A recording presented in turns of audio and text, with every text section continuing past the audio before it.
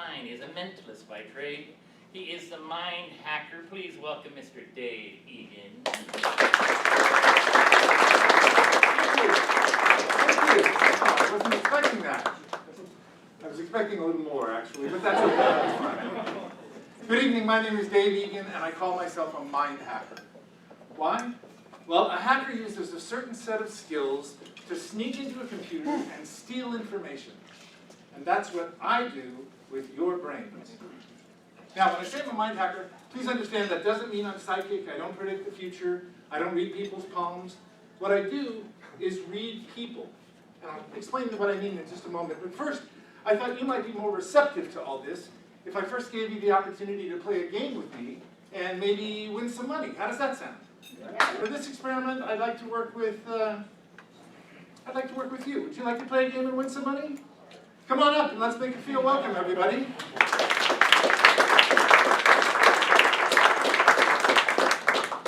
Hi there. I'm Dave. What's your name? Andrea. Very nice to meet you. Thank you for playing along and being part of the show. I appreciate that. Andrea, we're going to play a game and you're going to have a chance to win some money. But there are some terms and conditions involved in winning a prize. I just want you to know that from the start. Okay? It's a simple game. There are 2 prize packages. Only one of them contains money. Could be prize package number 1. Maybe it's prize package number 2. As you can see, inside each of these clear plastic envelopes, there's a smaller envelope that has what you're looking for inside it. One contains some serious money. The other contains, well, let's call it a consolation prize, shall we? Okay.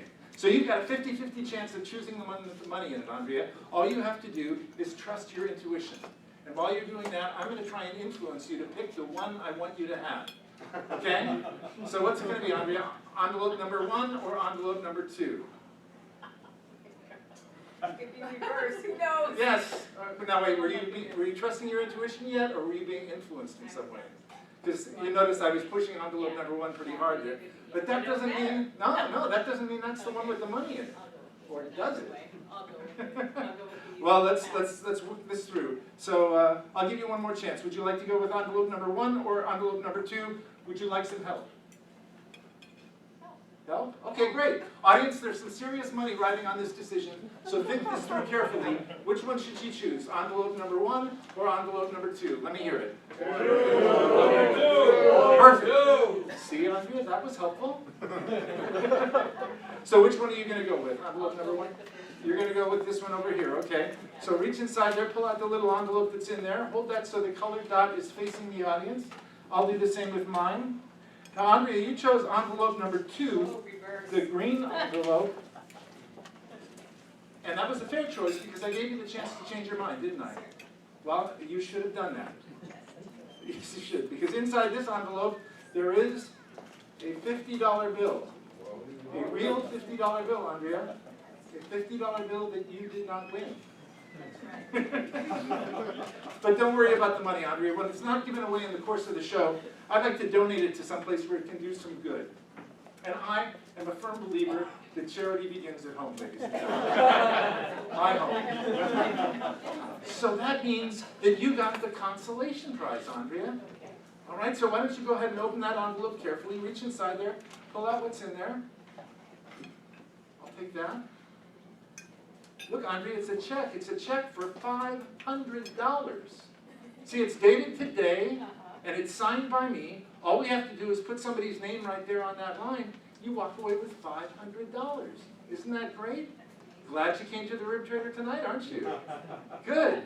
But I mentioned there were some terms and conditions involved in winning the prize. So they're printed on the back. No, you don't have to do a cartwheel. The terms and conditions are printed on the back. Would you, in a loud, clear voice, read the terms and conditions, starting with the word last? Oh my God. A woman wearing a gray sweater. That's you. A black T-shirt. That's you. A silver necklace. Yes. And a black wristband. Wow. Andrea, you don't even get the consolation prize. That sucks. It does suck, but I'm not going to let you leave here empty-handed, Andrea. I believe, since we're not strangers anymore, I believe in second chances. And I'm going to give you a second chance to come away with a gift from me to you for being such a good volunteer. You're going to pick one of the 3 prizes from these gift bags back here. All right? But first, let me tell you, inside those gift bags, there are 2 gifts You probably don't want. And only one gift that you do. So, I'm going to have you use your own intuition to hone in on the gift that's right for you.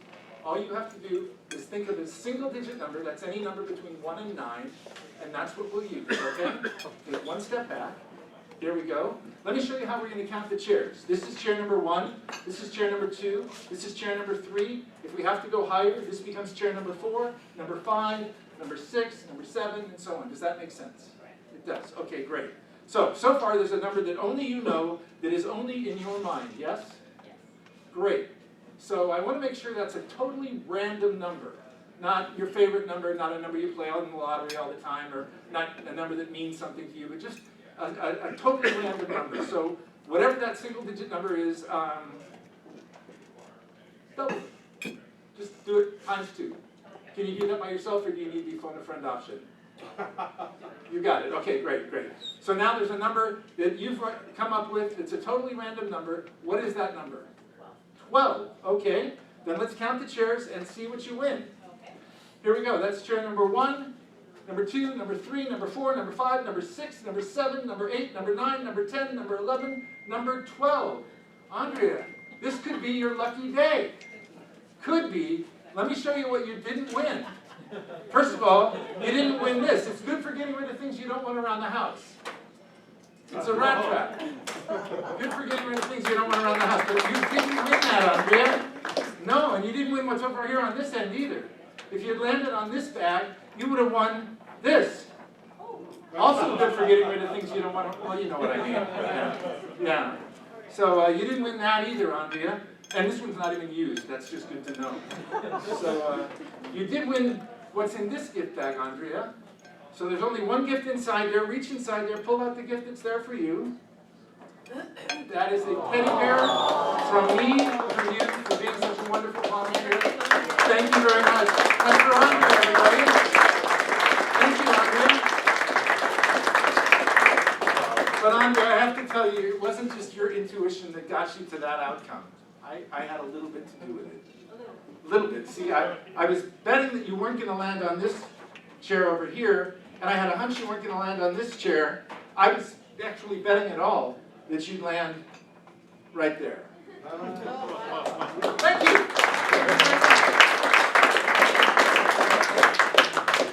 You know, in that last experiment, Andrea had to simply guess at which prize package contained the prize. And we've seen how successful simply guessing can be. But with all the uncertainty around us every day, we literally have to guess at things in order to simply operate in the world. But I've met some people who seem to have an uncanny ability at being able to guess at things correctly. In fact, there's some research that suggests these people may not be guessing at all. You know, as we get older, the stakes of what we have to guess about continue to increase over time. There's relationships, there's career, there's finances, there's retirement. All of those big life-changing events require some guesswork on our part. But you remember when we were just little kids, and our favorite uncle would reach into his pocket and pull out a coin and hide it in one of his hands and then make us guess? And if we were right, we got a piece of candy? Well, let's see how good all of you are at that simple guessing game. I am going to reach into my pocket. I'm going to pull out a coin. I'm going to hide it in one of my hands behind my back so you can't see. I'll even swap it from side to side a few times to make it more interesting. And the goal is to see how good you are at guessing. So, if you think it's in the hand that's higher this time, raise your hands. Interesting, interesting. Those of you who raised your hands, you're correct. Congratulations, you won. Those of you who didn't raise your hands, thank you for playing. You're out of the game. But those of you who guessed correctly, I'm willing to bet you got there by guessing, because that's how I used to play the game too. See, I played this game with my older brother, and with us it wasn't for a piece of candy. No, with my brother and me, it was blood sport. We played to determine who was going to mow the lawn on Saturday mornings. Now, maybe some of you can relate. As a kid, I hated mowing the lawn on Saturday mornings, because that's when my favorite cartoons were on television. And then as a teenager, I hated it even more because I wanted to sleep in as late as I could on Saturdays. But that's how my brother and I fought it out. It was, you might say, hand-to-hand combat. No? Okay, so that joke's not in the next show. Fine, okay. Tough room. All right, so that's how my brother and I fought it out. When we started playing the game, I was mowing the lawn about half the time, as you might expect. But then over the course of time, I found myself getting better and better at the game. You played the game well, so why don't you come on up and play the game with me? Yes, you, sir, that's you. Come on up. Let's have a hand for this gentleman. All right, Dave. Todd, nice to meet you, Todd. Todd, we're gonna play the game, but first I want to know, how did you know which hand held the coin? Felt the one on the bottom was the heaviest one, so. Oh, yeah? It must be the coin. So you were basically just guessing, right? Guessing, okay, good, because I don't need another mind reader up here. No.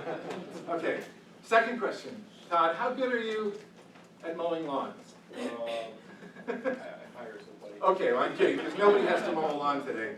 But in order for me to play this game to the best of my ability, I have to be willing to lose something, or risk losing something I don't want to lose. And for me, that's going to be this $100 bill. Yeah. So if I lose this game, Todd, this $100 bill is yours. But if you lose the game, well, I do take credit cards, so we'll worry about that later. I'll place this right over here so you can keep your eyes on the prize, Todd. That's what you're playing for, so keep one eye there.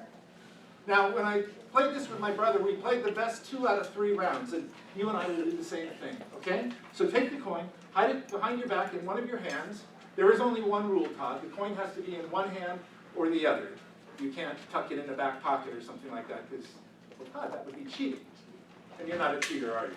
Of course not, okay. So hands behind the back, hide the coin in either hand. When you're ready, let me know. I'm ready. You're ready, okay. Hands out in front, a little higher, so you can keep them both in your line of sight. Okay, look at your right hand. Just no, don't show me the coin. It's all right, it's my fault, I tipped you. Go ahead and put your hands behind your back. Hide the coin again. Okay. All right, hands out in front. Once again, perfect, right there. Now look at your right hand. Good. Now look at your left hand. Good. Are you right-handed? No? That's interesting, because most right-handed people would hide the coin in their left hand.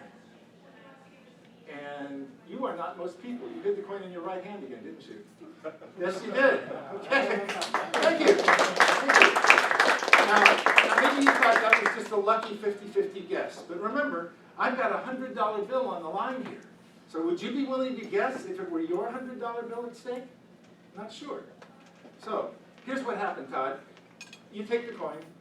You spent a little bit more time looking at your right hand than your left. And that gave me all the information I needed to know which hand held the coin. Okay? So try to keep a poker face this next time, and let's see what happens. Go ahead and put your hands behind your back again. Now, if I were just guessing, I'd say Todd is going to use reverse psychology in this next round and hide the coin in the same hand. Or will he change his mind? Only one thing is certain. He's going to try a lot harder not to give himself away this time. So you make up your own minds as to what you think he's going to do next. Okay, Todd? You ready? Okay, hands out in front. Good. Look at your right hand. Good. Good. Look at your left hand. Good. He's trying very hard to keep that poker face, which is good. But I already know the coin is in your right hand. Open up and show them. I'm worried about as good at this, Todd. My father explained there was a reason why. See, my dad was a nuclear technician and the kind of guy who liked to explain everything. And he was also very popular with the other dads in the neighborhood for their Friday night poker game. And he explained that every poker player has what they call a tell, a subtle visual clue that gives away what the poker player has in his hand. And he explained that was why I was good at this game, because I could read the tells that people like Todd are giving away. So Todd, that's 2 out of 3. So by rights, I have won. If I were playing my brother, he'd be gassing up the lawnmower right now. But I tell you what I'm going to do, Todd. I'm going to place it all on the line for one more round. So if you win just once, Todd, just once, you go home with a $100 bill. You're in? Okay, great. I hope I am. Here we go. Place the coin behind your back in either hand. Now, when I played with my brother, I found that I got better and better at the game to the point where I didn't need to rely on those visual cues anymore. I had a sense that I just knew which hand held the coin. So I made another bet, this time with my dad. I bet him that if I could find the coin without relying on those visual cues, then Dad would mow the lawn. And I'd drink a cold beer. Here's how I did it. I played the game wearing a blindfold. And I'm going to do the same thing with you, Todd. But first, I'm just going to place this up to your eyes so you can see that you can't see through it, right? Okay, it's not a gimmick blindfold. I'm going to put the blindfold on now, Todd. And I'm going to have to trust you to follow my instructions. Okay? So the coin is hidden in one of your hands, yes? Yes. Okay. Bring your hands out in front. Okay. Over here. But not this way, Todd. I want you to face the audience so they can see what you're doing with your hands. Okay? Look at your right hand, Todd. Now look at your left hand. Good. Still keep that poker face. That's important. Ladies and gentlemen, did you see anything unusual about how he was looking at his hands? No? Okay. Well, I already know which hand holds the coin. So, is this a case of mind reading where I'm inside Todd's head somehow?